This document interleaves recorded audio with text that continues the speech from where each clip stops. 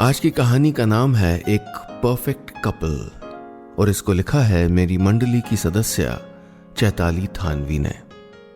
चलिए सुनते हैं कहानी। एक धीमी लौ की तरह सुबह आई और सूरज की लालिमा धीरे धीरे तेज होती गई। सुबह के इस सुनहरे एहसास में मेरी बीवी मुझ पे चिल्ला रही थी, ओफो अब तो उठ जाओ, देखो I am leaving for office. चाय और नाश्ता तो मैं ऑफिस में कर लूंगी, पर आज डिनर में भिंडी बना लेना प्लीज। और तुम अब तक उठ क्यों नहीं रहे हो? अरे इन्हें कौन समझाए कि सब चीजें अपनी गति से होती हैं। सूरज थोड़े बल्ब के जैसे 1 मिनट में जल उठता है। पहले थोड़ा झांकता है, फिर धीरे धीरे लाल रंग कोयले से आसमान पे बढ़ता है, तब जाके उसका तमतमाता लाल चेहरा दिखाई देता है। तो फिर मैं भी तो अपनी गति से चलूंगा ना। खैर इतना सब वो थोड़े सुनने वाली थी। वो तो चली गई ऑफिस। बचा मैं और मेरी तन्हाई। जी आप थोड़ा कंफ्यूज हो गए होंगे कि पत्नी ऑफिस जा रही है, पति घर बैठे सुस्ता रहा है। हाँ, मैं बाकी पतियों जैसा नहीं हूं जो सुबह सुबह सूट बूट पहन के टिप टॉप बाल बना के हाथ में कार की चाबी घुमा के अपनी पत्नी से कहे, डार्लिंग आज मुझे ऑफिस से घर आने में थोड़ा लेट हो जाएगा। मुझे घर पे रहना पसंद है। उठ के थोड़ा घर ठीक कर लिया और अपने लिए कुछ लंच बना लिया। बस फिर कपड़े सुखाते वक्त कबूतरों को उड़ते देखने में बड़ा मजा आता है। मेरी पत्नी जॉब करती है और मैं घर संभालता हूँ। वैसे भी क्यों कोई लड़की पत्नी बनने के बाद 6 गज की साड़ी और 6/2 के घर में बंद रह जाए? उन्हें भी तो आज़ादी है अपनी जिंदगी अपनी तरह से जीने की। और नैना तो हमेशा से एम्बिशियस रही है। आज इतनी बड़ी कंपनी में इतनी अच्छी पोस्ट पे है, तो मैं उसका एम्बिशन उससे क्यों छीनूं? ऐसा नहीं है कि मैं उससे काम करवाता हूँ। ये तो आज उठने में देर हो गई, वरना नाश्ता मैं ही बनाता हूँ। अजी बनाता क्या, जादू करता हूँ, जादू। हम एक आदर्श कपल हैं। मेरी पत्नी आदर्श पत्नी की तरह टाइम पे काम पे जाती है और वक्त पे घर आ जाती है। मैं एक आदर्श पति की तरह घर समेटता हूँ और खाना बना के उसके आने का इंतजार करता हूँ। इतनी आदर्श और सरल थी हमारी जिंदगी। जी मैं थी इसलिए कह रहा हूँ क्योंकि अचानक हमारे इस हंसते खेलते जीवन को नजर लग गई। अच्छी लाइफ कट रही थी हमारी, पर जैसे हर टीवी सीरियल में ट्विस्ट होता है ना, जैसे हर फिल्म में विलन होता है, जैसे हर चांद में, नहीं चांद तो एक ही होता है, मगर देखिए पॉइंट ये है कि उसमें भी दाग होता है ना। उसी तरह हमारी लाइफ में भी, सॉरी अफसोस से कहना पड़ रहा है कि हैं शीला आंटी। जी शीला आंटी हमारे पड़ोसी हैं। ऐसी वैसी पड़ोसी नहीं है, नाम शीला है इनका, सबकी खबर रखती हैं। जी हाँ भाई, हमारे घर में तो इनकी कुछ ज़्यादा ही दिलचस्पी रही है। पहले हफ्ते में ही मैं समझ गया था कि उनको मेरा घर पे रहना पसंद नहीं है। एक दिन शीला आंटी कह रही थी, क्या कपल है? पत्नी काम पे जाती है और पति घर पे आराम करता है?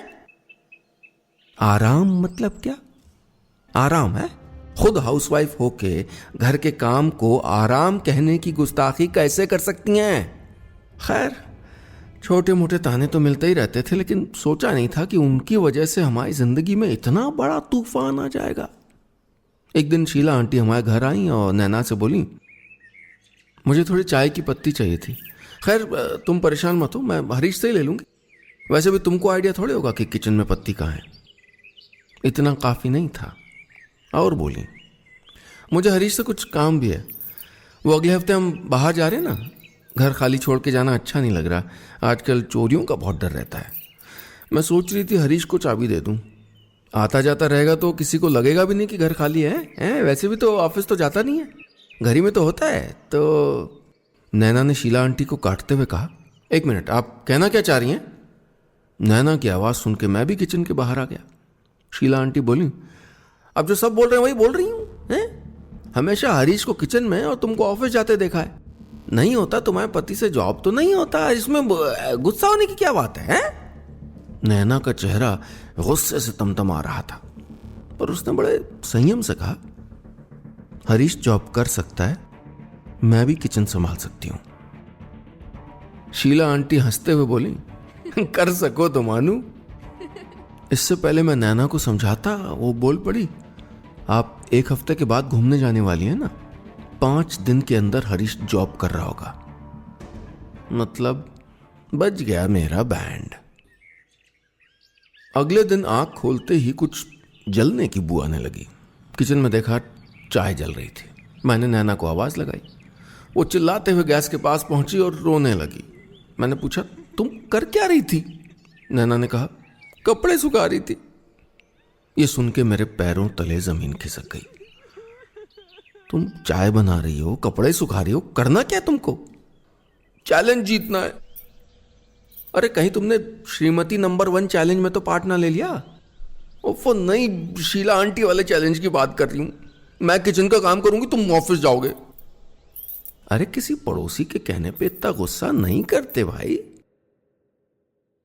पर नैना सुनने वालों में से नहीं थी। उसने कहा, मैं कल ही तुम्हारा बायोडाटा कंप्यूटर पे अपलोड करूंगी, 5 मिनट में तुमको नौकरी मिल जाएगी। खैर 3 दिन कहीं से कोई बुलावा नहीं आया। मुझे लगा अब बला टली। मगर वो दिन आया जब नैना ने कहा, हरीश जल्दी तैयार हो जाओ, आज तुम्हारा इंटरव्यू है। एक शिपिंग कंपनी में अकाउंटेंट की पोस्ट खाली है, प्लीज अब जल्दी करो यार। तेरे की, अरे एमकॉम की डिग्री पे आजकल कौन नौकरी देता है? अब तो इतने सारे कोर्स आ गए हैं, बीटेक, एमबीए, बीएफएम, पता नहीं कितने हैं जिनका फुल फॉर्म भी मुझको नहीं पता। खैर जाना तो पड़ा। इंटरव्यू मेरा था, पर परेशान वो लग रहे थे जो इंटरव्यू ले रहे थे। उन्होंने हड़बड़ी में पूछा, आपका नाम? मैं तभी उनका फोन बज गया। एक्सक्यूज मी कह के बड़ी ही बेअदबी से मुझको इग्नोर करके फोन पे बतियाने लगे। अरे तुमको क्या लगता है कि मुझको खाना बनाना नहीं आता है? ऐसी सब्जी बनाऊंगा सब हाथ चाटेंगे। फोन काटने के बाद फिर से मुझको इग्नोर करके अपने फोन पे कुछ करने लगे। तो आखिर बोर होके मैंने पूछ ही लिया, आप कुछ परेशान लग रहे हैं? इस पे उन्होंने कहा, हाँ यार, बीवी को चैलेंज दे के आया हूं कि आज मैं भिंडी बनाऊंगा। पूरा दिन रेसिपी ढूंढी पर कुछ जमा नहीं। मैंने कहा, बस? अरे मैं बताता हूं ना कैसे बनती है भिंडी, पर मुझे नौकरी। तो उन्होंने कहा, हाँ मिल जाएगी भाई। नहीं नहीं, बदले में मुझको नौकरी नहीं चाहिए। हाँ पर चाहिए क्या? वो बोले, यही चाहिए कि आप मुझको नौकरी ना दें। तो फिर वो मुझको कुछ ऐसे देखने लगे जैसे मैं दुनिया का 8वां अजूबा हूं। भले ही उन सज्जन को मैं कितना ही अजीब और गरीब लगा हूं, पर मेरी भिंडी और कढ़ी की रेसिपी उनको इतनी अच्छी लगी कि मुझे उन्हें रिजेक्ट करना ही पड़ा। इसी खुशी के साथ घर पहुंचा तो दरवाजे पे नैना मिली। तुम घर पे हो, ऑफिस नहीं गई? वो इंटरव्यू था ना तुम्हारा, इतनी नर्वस थी, ऑफिस कैसे जाती? बताओ ना क्या हुआ। थोड़ी रोनी सी सूरत बना के मैंने कहा, आई गॉट रिजेक्टेड यार। नैना की सच में रोनी सूरत हो गई। अचानक पीछे से आवाज आई, पता था नहीं मिलेगी। पीछे मुड़ के देखा तो मेरी चीख निकल गई, शीला आंटी आप तो बाहर जाने वाली थी ना? वो मुस्कुरा के बोली, वो तुम्हारा इंटरव्यू था ना, इतनी नर्वस थी, बाहर कैसे जाती? अब तो इस चैलेंज का ग्रैंड फिनाले किए बिना कहीं नहीं जाने वाली हूं मैं। है? नैना भी गुस्से में बोली, कोई बात नहीं, एक ही नौकरी थोड़ी है दुनिया में, हम फिर ट्राई करेंगे। मैं तुमको ऑफिस भेज के दम लूंगी। नैना ने कह तो दिया, पर जाना तो मुझे है ना। है तो मुझसे कोई पूछेगा कि मुझको ऑफिस जाना है कि नहीं? नहीं, यहां तो वही होगा जो शीला आंटी कहेंगी। है पिछली दिवाली बोलती हैं, सिर्फ एक लड़ी लगाई लाइट की, हाउ डल है। तो मेरी मिसेस पूरा कार्टन लेके आ गई बत्तियों का, जो आने वाली 7 पुश्तों को भी कम न पड़े। फिर एक दिन शीला आंटी कहती हैं, अरे इनकी बालकनी में तो पौधा ही नहीं है, घर थोड़ा इको फ्रेंडली तो होना चाहिए। है?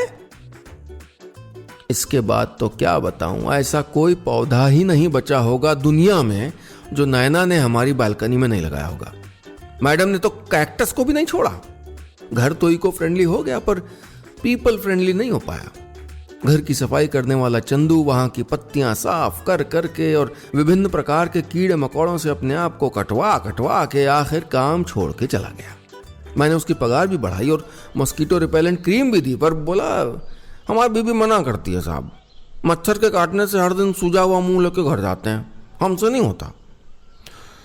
फिर क्या, अब वो क्रीम मेरे ही काम आती है। खैर, पुराने जख्मों से उबरा ही नहीं था कि शीला आंटी एक और वार के साथ तैयार हो गई थी नौकरी।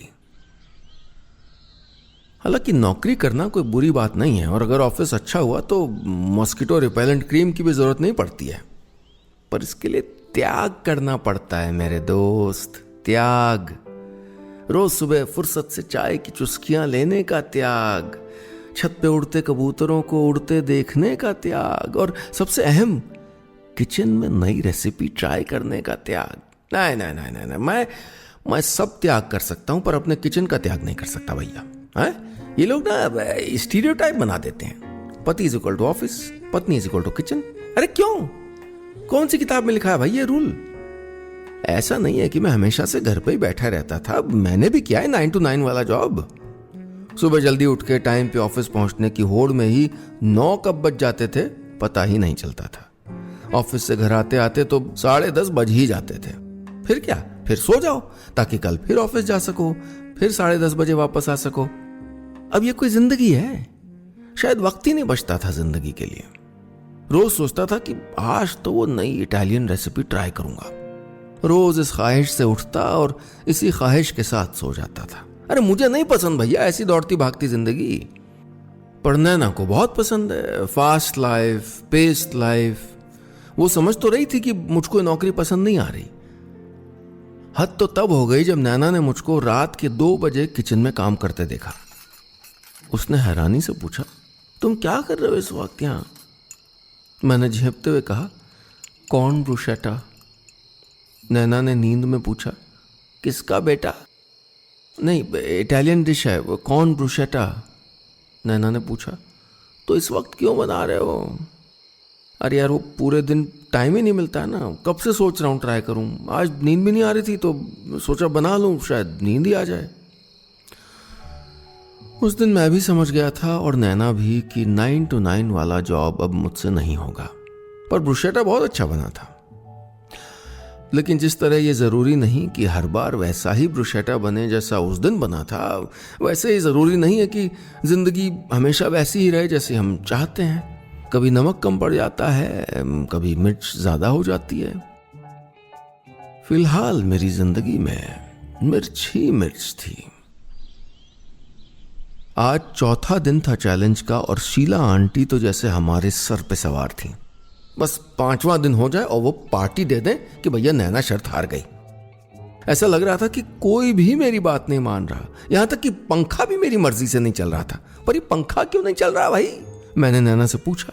वो बोली, मैं कब से याद कर रही हूं, कहीं तो रखा था बिजली का बिल। मैंने हैरानी से कहा, तुमने बिना बिल भरे गुम कर दिया? नैना ने गुस्से में आके कहा, हाँ गुम कर दिया और मैंने दूध भी फाड़ दिया। नैना की ये बात सुन के मैं हैरान हो गया। मतलब फाड़ा कैसे?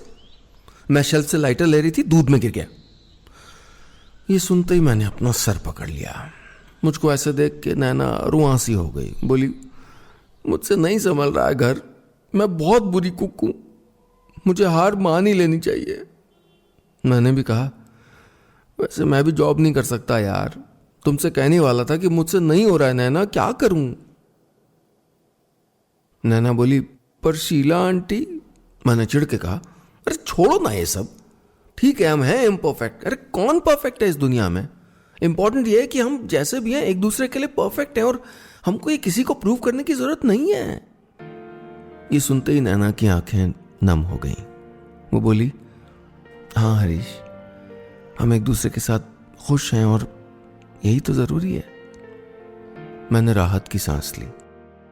अब प्लीज मुझे किचन में जाने दो।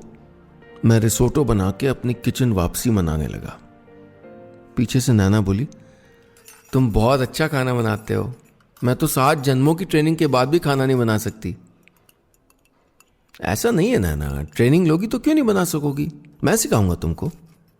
नैना चिल्लाई, आइडिया। मैं घबरा के किचन के बाहर आ गया। अब क्या, तुम इतना अच्छा खाना बनाते हो और सिखा भी सकते हो, तो क्यों ना तुम अपनी एक कुकिंग की वेबसाइट खोल लो जहां तुम रोज एक नई रेसिपी सिखाओगे। शर्त जॉब करने की लगी थी ना, चाहे घर बैठे करो या बाहर। नैना का आइडिया काम कर गया। अब रोज सुबह मैं नैना से भी जल्दी उठता हूँ, अच्छे से तैयार होके टिप टॉप बाल बना के कहता हूँ, इसके लिए चाहिए हमें थोड़ी हल्दी, नमक स्वाद के अनुसार। 4 सीटियों के बाद इसको धनिया पत्ती से सजाएं और लीजिए, हो गया आपका ब्रेकफास्ट तैयार। दोस्तों, कहानी खत्म, पैसा हजम।